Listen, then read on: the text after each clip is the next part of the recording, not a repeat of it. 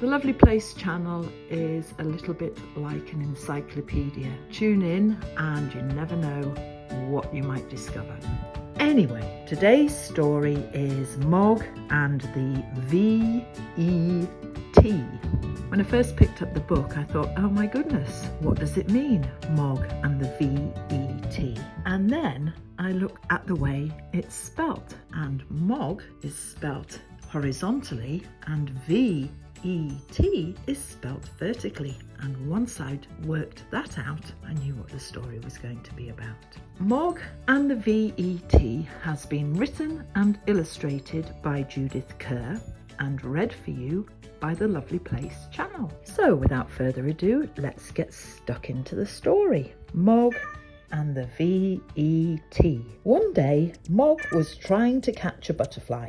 She jumped high in the air. She jumped and jumped. Suddenly, something happened to her paw. It was very sore. I wonder what happened to her paw. Can you see what might have happened to her paw? I think the kind of flower that she's jumping over might have given it away. Mog smelled her paw.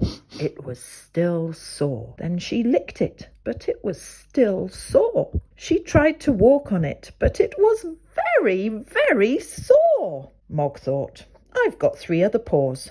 I'll just walk on them instead. That would be a bit of a mistake. Maybe Mog should find somebody to help her. Maybe she does. What's the matter with Mog? Said Nicky. Debbie said, I think she's got a sore paw. Poor Mog, said Mr. Thomas. Let me see. But Mog wouldn't let anyone see her paw. It was too sore. Imagine how you would feel if you had something very sore and somebody was trying to look at it. You wouldn't want to let them look at it either, in case they hurt it even more. Oh dear, said Mrs. Thomas. If it's no better tomorrow, she'll have to go to the V-E-T. She said V-E-T instead of vet, so that Mog wouldn't understand. Mog hated going to the vet, but Mrs. Thomas thought she probably couldn't spell. That evening, Mog did not want to eat her supper because her paw was too sore. It was so sore that she couldn't sleep. In the morning, she didn't eat her breakfast. She just lay on the floor feeling sad. Suddenly, she was not on the floor anymore. Mrs. Thomas had picked her up. Mog thought, what's happening? It's rude to pick me up without asking me first. Then she was in a basket, but it was not her proper basket.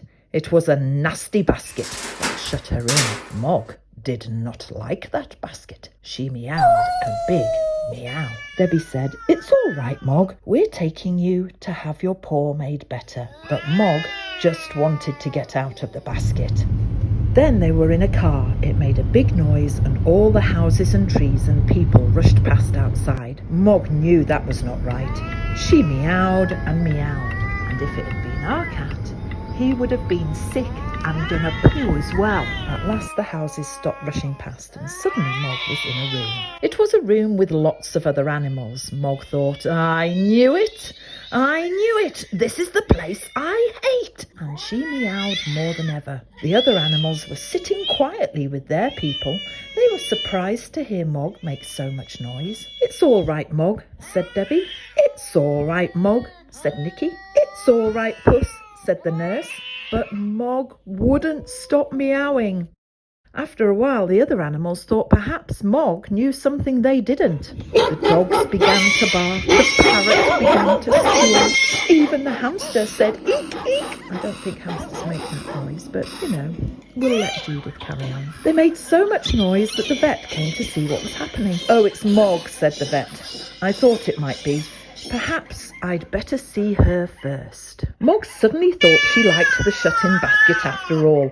The vet tried to look at her, but it was very difficult. Perhaps this way will be easier, said the vet. There, said the vet at last. Now let's have a look at that paw. He did something very quickly. Then he said, all done. She had a nasty thorn in her paw. And look, here it is.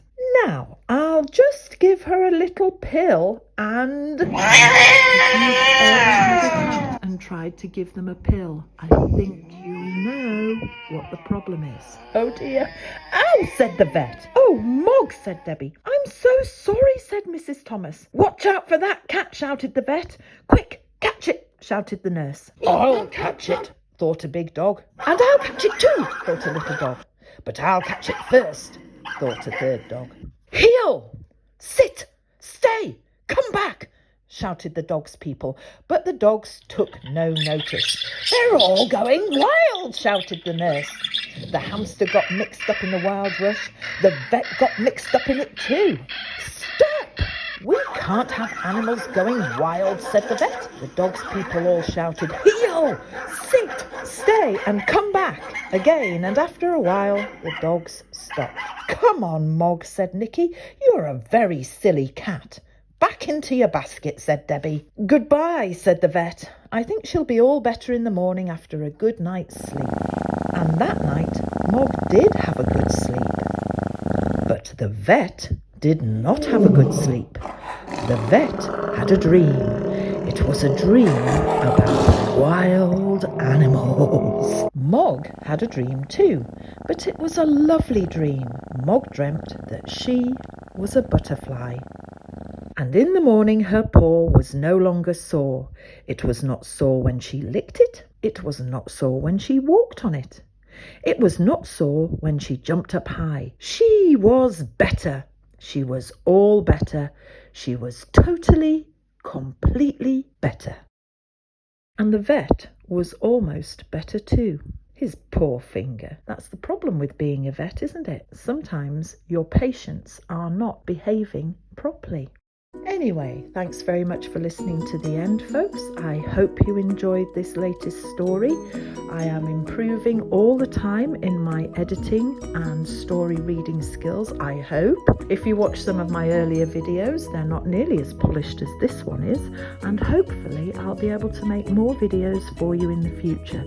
So please do like and subscribe to the Lovely Place channel. I will be forever indebted to you, and sit back and enjoy more stories and more happenings from Lovely Place. Bye for now.